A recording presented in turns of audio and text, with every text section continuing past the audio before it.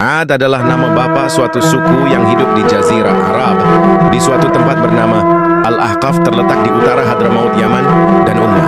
Ad termasuk suku yang tertua sesudah kaum Nabi Nuh, serta terkenal dengan kekuatan jasmani dalam bentuk tubuh-tubuh yang besar. Mereka dikaruniai oleh Allah tanah yang subur, dengan sumber-sumber airnya yang mengalir dari segala penjuru sehingga kan memudahkan mereka bercocok tanam untuk bahan makanan mereka, sehingga memperindah tempat tinggal mereka dengan kebun-kebun bunga yang indah-indah. Berkat karunia Tuhan itu mereka hidup menjadi makmur, sejahtera dan bahagia serta dalam waktu yang singkat.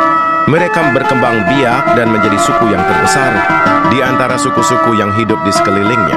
Sebagaimana dengan kaum Nabi Nuh, kaum Hud ialah suku Ad ini adalah penghidupan rohaninya tidak mengenal Allah yang Maha Kuasa Pencipta alam semesta. Mereka membuat patung-patung yang diberi nama Syamud dan Al-Hatar, dan itu yang disembah sebagai Tuhan mereka. Menurut kepercayaan mereka, patung-patung itu DPT memberi kebahagiaan, debegon dan keuntungan, serta dapat menolak kejahatan, kerugian dan segala musibah. Ajaran dan agama Nabi Idris dan Nabi Nuh sudah tidak berbekas dalam hati, jiwa serta cara hidup mereka sehari-hari. Kenikmatan hidup mereka sedang tenggelam di dalamnya. Berkat tanah yang subur dan menghasilkan yang melimpah ruah, menurut anggapan mereka adalah kurnian dan pemberian kedua berhala mereka yang mereka sembah. Karenanya mereka tidak putus-putus sujud kepada kedua berhala itu, mensyukurinya sambil memohon perlindungannya dari segala bahaya dan musibah berupa penyakit atau kekeringan. Sebagai akibat dan buah dari akidah yang sesat itu, pergaulan hidup mereka menjadi dikuasai oleh tuntutan dan pimpinan iblis, di mana nilai-nilai moral dan akhlak tidak menjadi dasar penimbangan atau kelakuan dan tindak tanduk seseorang, tetapi kebendaan. Kekuatan lahiriahlah yang menonjol sehingga timbul kerusuhan dan tindakan sewenang-wenang di dalam masyarakat. Yang kuat menindas yang lemah, yang besar memperkosa yang kecil, dan yang berkuasa memeras yang di bawahnya. Sifat-sifat sombong, congkak, iri hati, dengki, hasut dan benci-membenci yang didorong oleh hawa nafsu merajalela dan menguasai penghidupan mereka, seolah tidak ada sama sekali sifat-sifat belas kasihan, sayang menyayang, jujur, amanat dan rendah hati. Demikianlah gambaran masyarakat suku Ad tatkala Allah mengutuskan Nabi Hud sebagai nabi dan rasul kepada mereka. Nabi Hud berdakwah di tengah-tengah sukunya. Sudah menjadi sunnah Allah sejak diturunkannya Adam ke bumi, bahwa dari masa ke semasa jika hamba-hambanya sudah berada dalam kehidupan yang sesat, sudah jauh menyimpang dari ajaran-ajaran agama yang dibawa oleh nabi-nabinya, diutuslah seorang nabi atau rasul yang bertugas untuk menyegarkan kembali ajaran-ajaran nabi-nabi yang sebelumnya, mengembalikan masyarakat yang sudah tersesat ke jalan lurus. Dan benar Nabi Hud diutus untuk mencuci bersih jiwa manusia dari segala tahayul dan syirik, menggantinya dan mengisinya dengan iman tauhid dan akidah yang sesuai dengan fitrah. Demikianlah maka kepada suku Ad yang telah dimabukkan oleh kesejahteraan hidup dan kenikmatan duniawi, sehingga tidak mengenalkan Tuhannya yang mengkaruniakan itu semua, diutuskan kepada mereka Nabi Hud, seorang dari suku mereka sendiri, dari keluarga yang terpandang dan berpengaruh terkenal sejak kecilnya, dengan kelakuan yang baik, budi pekerti yang luhur, dan sangat bijaksana dalam pergaulan dengan kawan-kawannya. Dan Nabi Hud memulai dakwahnya dengan menarik perhatian kaumnya suku Ad kepada tanda-tanda wujudnya Allah yang berupa alam sekeliling mereka, dan bahwa Allah lah yang mencipta mereka semua. Allah mengkaruniakan mereka dengan segala kenikmatan hidup yang berupa tanah yang subur, air yang mengalir, serta tumbuh-tumbuhan yang tegak dan kuat. Dialah yang seharusnya mereka sembah, dan bukan patung yang mereka perbuat sendiri. Mereka sebagai manusia adalah makhluk Tuhan paling mulia. Tidak sepatutnya merendahkan diri sujud menyembah batu-batu yang sewaktunya dapat mereka hancurkan sendiri dan memusnahkannya dari pandangan. Diterangkan oleh Nabi Hud bahwa dia adalah pesuruh Allah yang diberi tugas untuk membawa mereka ke jalan yang benar, beriman kepada Allah yang menciptakan mereka, menghidup dan mematikan mereka, memberi rezeki atau mencabutnya dari mereka. Ia tidak mengharapkan upah dan menuntut balas jasa atas usahanya memimpin dan menuntut mereka ke jalan yang benar. Ia hanya menjalankan perintah Allah dan memperingatkan mereka bahwa jika mereka tetap menutup telinga dan mata mereka menghadapi ajakan dan dakwahnya, mereka akan ditimpa azab. Bagi kaum Ad, seruan dan dakwah Nabi Hud itu merupakan barang yang tidak pernah mereka dengar ataupun menduga. mereka melihat bahwa ajaran yang dibawa oleh Nabi Hud itu tidakkah akan mengubah sama sekali cara hidup mereka dan membongkar peraturan dan adat istiadat yang telah mereka kenal dan warisi dari nenek moyang mereka. Mereka tercengang dan merasa heran bahwa seorang dari suku mereka sendiri telah berani berusaha merombak tata cara hidup mereka dan menggantikan agama dan kepercayaan mereka dengan sesuatu yang baru, yang mereka tidak kenal dan tidak dapat dimengerti dan diterima oleh akal fikiran mereka. Dengan serta-merta ditolaklah oleh mereka dakwah Nabi Hud itu dengan berbagai alasan dan tuduhan kosong terhadap diri beliau, serta ejekan-ejekan dan hinaan yang diterimanya dengan kepala dingin dan penuh kesabaran. Berkatalah kaum Ad kepada Nabi Hud, "Wahai Hud, ajaran dan agama apakah yang engkau hendak anjurkan kepada kami? Engkau ingin agar kami meninggalkan persembahan kami kepada Tuhan-Tuhan kami yang berkuasa ini, dan menyembah Tuhanmu yang tidak dapat kami jangkau dengan panca indera kami, dan Tuhan yang menurut kata kamu tidak bersekutu. Cara persembahan yang kami lakukan ini ialah yang telah kami warisi dari nenek moyang kami, dan tidak sesekali kami tidak akan meninggalkannya. Bahkan sebaliknya, engkaulah yang seharusnya kembali kepada aturan nenek moyangmu, dan jangan mencederai kepercayaan dan agama mereka dengan membawa suatu agama baru yang tidak kenal oleh mereka dan tentu tidak akan direstuinya." Dakwah Nabi Hud, "Wahai kaumku, sesungguhnya Tuhan yang aku serukan ini kepada kamu untuk menyembahnya, walaupun kamu tidak dapat menjangkaunya dengan panca inderamu, namun kamu dapat melihat dan merasakan wujudnya dalam diri kamu sendiri sebagai ciptaannya, dan dalam alam semesta yang mengelilingimu, beberapa langit dengan matahari, bulan dan bintang-bintangnya, bumi dengan gunung-gunungnya, sungai, tumbuh-tumbuhan dan binatang-binatang, yang kesemuanya dapat bermanfaat bagi kamu sebagai manusia, dan yang menjadikan kamu dapat menikmati kehidupan yang sejahtera dan bahagia. Tuhan itulah yang harus kamu sembah dan menundukkan kepala kamu kepadanya. Tuhan yang Maha Esa, tiada bersekutu, tidak beranak dan diperanakan, yang walaupun kamu tidak dapat menjangkaunya dengan panca inderamu, dia dekat daripada kamu, mengetahui segala gerak-gerik dan tingkah lakumu, mengetahui isi hatimu, denyut jantungmu dan jalan pikiranmu. Tuhan itulah yang harus disembah oleh manusia dengan kepercayaan penuh kepada keesaannya dan kekuasaannya, dan bukan patung-patung yang kamu perbuat pahat dan ukir dengan tangan kamu sendiri kemudian kamu sembah sebagai Tuhan. Padahal ia suatu barang yang pasif, tidak dapat berbuat sesuatu yang menguntungkan atau merugikan kamu. Alangkah bodohnya dan dangkalnya pikiranmu jika kamu tetap mempertahankan agamamu yang sesat itu dan menolak ajaran dan agama yang telah diwahyukan kepadaku oleh Allah Tuhan yang Maha Esa itu." Kaumnya menjawab, "Wahai Hud, gerangan apakah yang menjadikan engkau berpandangan dan berfikiran lain daripada yang sudah menjadi pegangan hidup kami sejak dahulu kala, dan menjadikan engkau meninggalkan agama nenek moyangmu sendiri, bahkan sehingga engkau menghina dan merendahkan martabat Tuhan-Tuhan kami, dan memperbodohkan kami dan menganggap kami berakal sempit dan berfikiran dangkal? Engkau mengaku bahwa engkau terpilih menjadi rasul pesuruh oleh Tuhanmu untuk membawa agama dan kepercayaan baru kepada kami, dan mengajak kami keluar dari jalan yang sesat menurut pengakuanmu ke jalan yang benar dan lurus. Kami berasa tidak dapat menerima oleh akal kami sendiri bahwa engkau telah dipilih menjadi pesuruh Tuhan. Apa kelebihan kamu di atas seseorang daripada kami? Engkau tidak lebih tidak kurang adalah seorang manusia biasa seperti kami, hidup, makan, minum, dan tidur tiada bedanya dengan kami. Mengapa engkau yang dipilih oleh Tuhanmu? Sungguh engkau menurut anggapan kami seorang pendusta besar, atau mungkin engkau berfikiran tidak sehat terkena kutukan Tuhan-Tuhan kami yang selalu engkau ejek, hina, dan cemoohkan." Nabi Hud menjawab, "Wahai kaumku, aku bukanlah seorang pendusta, dan pikiranku tetap waras dan sehat, tidak kurang sesuatu.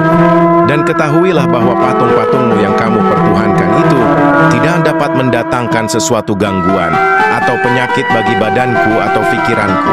Kamu kenal aku sejak lama aku hidup di tengah-tengah kamu, bahwa aku tidak pernah berdusta dan bercakap bohong. Dan sepanjang pergaulanku dengan kamu, tidak pernah terlihat pada diriku tanda-tanda ketidakwajaran dan perlakuanku atau tanda-tanda yang meragukan kewarasan pikiranku dan kesempurnaan akalku. Aku adalah benar pesuruh Allah yang diberi amanat untuk menyampaikan wahyunya kepada hamba-hambanya yang sudah tersesat kemasukan pengaruh ajaran iblis dan sudah jauh menyimpang dari jalan yang benar yang diajar oleh nabi-nabi yang terdahulu.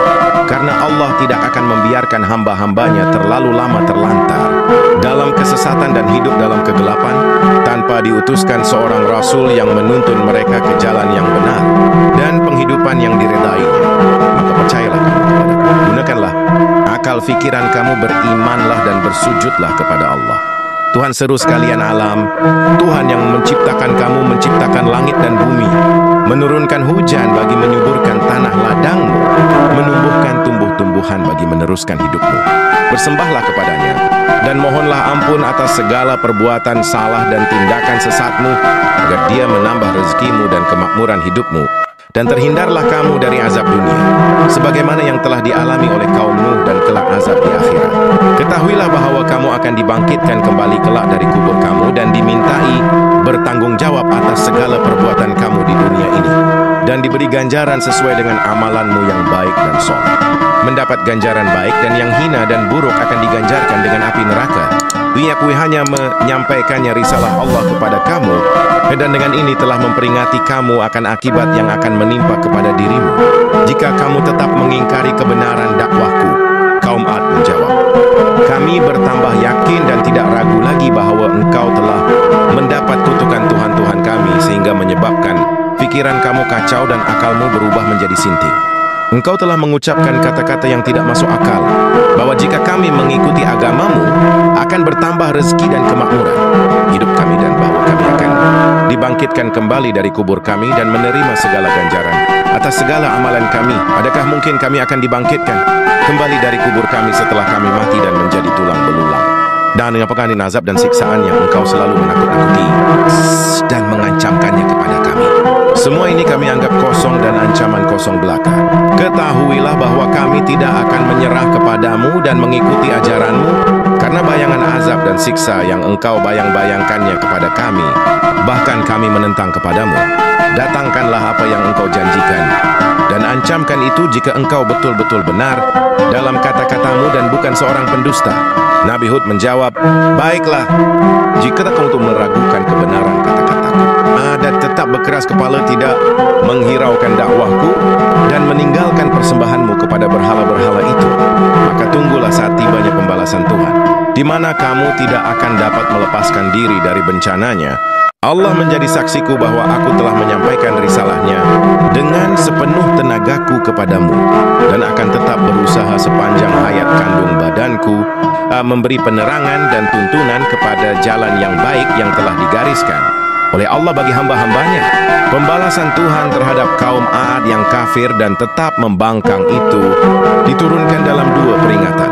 Tahap pertama berupa kekeringan yang melanda ladang-ladang dan kebun-kebun mereka, sehingga menimbulkan kecemasan dan kegelisahan. Mereka khawatir kalau mereka tidak memperolehi hasil dari ladang-ladang dan kebun-kebunnya seperti biasanya.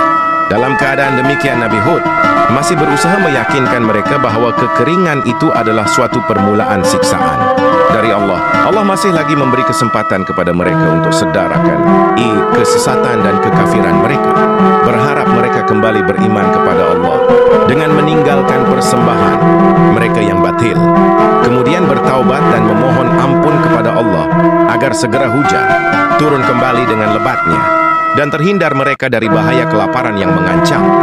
Akan tetapi mereka tetap belum mahu percaya dan menganggap janji Nabi Hud itu adalah janji kosong belaka. Mereka bahkan pergi menghadap berhala-berhala mereka, memohon perlindungan dari musibah yang mereka hadapi. Tantang mereka terhadap janji Allah yang diwahyukan kepada Nabi Hud segera mendapat jawaban dengan datangnya pembalasan tahap kedua yang dimulai dengan terlihatnya gumpalan awan hitam. Mereka menyambut dengan sorak-sorai gembira karena dikiranya bahwa hujan akan segera turun, membasahi ladang-ladang dan menyirami kebun-kebun mereka yang sedang mengalami kekeringan. Melihat sikap kaum Ad yang sedang bersukaria itu, berkatalah Nabi Hud dengan nada mengejek, mega hitam itu bukanlah mega hitam dan awam rahmat bagi kamu, tetapi mega yang akan membawa kehancuran kamu sebagai pembalasan Allah yang telah kujanjikan, dan kamu nanti-nanti untuk membuktikan kebenaran kata-kataku yang selalu kamu sangkal dan kamu dusta. Sejurus kemudian menjadi kenyataanlah apa yang diramalkan oleh Nabi Hud itu, bahwa bukan hujan yang turun dari awan yang tebal itu, tetapi angin taufan yang dahsyat dan kencang disertai bunyi gemuruh. Angin merusakkan bangunan-bangunan rumah dari dasar dasarnya, membawa berterbangan semua perabot-perabot, harta benda dan melempar jauh binatang-binatang ternak. Keadaan kaum Ad menjadi panik. Mereka berlari ke sana-sini hilir mudik mencari perlindungan. Suami tidak tahu di mana istrinya berada, dan ibu juga kehilangan anaknya. Sedang rumah-rumah menjadi sama rata dengan tanah. Bencana angin taufan itu berlangsung selama 8 hari 7 malam, sehingga sempat menyapu bersih kaum Ad yang congkak itu, dan menamatkan riwayatnya dalam keadaan yang menyedihkan itu, untuk menjadi pengajaran dan ibrah bagi umat-umat yang akan datang. Adapun Nabi Hud dan para sahabatnya yang beriman telah mendapat perlindungan Allah dari bencana yang menimpa kaumnya yang kacau balau. Beliau seraya melihat keadaan kaumnya yang kacau balau, mendengar gemuruhnya angin dan bunyi pohon-pohon, dan bangunan-bangunan yang berjatuhan, serta teriakan dan tangisan orang yang meminta tolong dan mohon perlindungan. Setelah keadaan cuaca kembali tenang, dan tanah Al-Ahqaf sudah menjadi sunyi senyap dari kaum Ad, pergilah Nabi Hud meninggalkan tempatnya, berhijrah ke Hadramaut, di mana ia tinggal menghabiskan sisa hidupnya sampai ia wafat. Nabi Hud dimakamkan di sana, di mana hingga sekarang makamnya yang terletak di atas sebuah bukit, di suatu tempat lebih kurang 50 km dari kota Siwon. Makamnya banyak dikunjungi para penziarah yang datang beramai-ramai dari sekitar daerah itu, terutamanya dan bulan Sya'ban pada setiap tahun. Pelajaran dari kisah Nabi Hud. Nabi Hud telah memberi contoh dan sistem yang baik yang patut ditiru dan diikuti oleh juru dakwah dan ahli penerangan agama. Beliau menghadapi kaumnya yang sombong, keras kepala itu dengan penuh kesabaran, ketabahan dan kelapangan dada. Ia tidak sesekali membalas ejekan dan kata-kata kasar mereka dengan serupa, tetapi menolaknya dengan kata-kata yang halus, yang menunjukkan bahwa beliau dapat menguasai emosinya dan tidak sampai kehilangan akal atau kesabaran. Nabi Hud tidak marah dan tidak gusar ketika kaumnya mengejek dengan menuduhnya telah menjadi gila dan sinting. Ia dengan lemah lembut menolak tuduhan dan ejekan itu dengan hanya mengatakan, "Aku tidak gila, dan bahwa Tuhan-Tuhanmu yang kamu sembah tidak dapat menggangguku atau mengganggu pikiranku sedikit pun. Tetapi aku ini adalah Rasul pesuruh Allah kepadamu, dan betul-betul aku adalah seorang penasihat yang jujur bagimu, menghendaki kebaikanmu dan kesejahteraan hidupmu, dan agar kamu terhindar dan selamat dari azab dan siksaan Allah di dunia maupun di akhirat." Yang suka kisah ini, semoga Allah masukkan dalam surganya.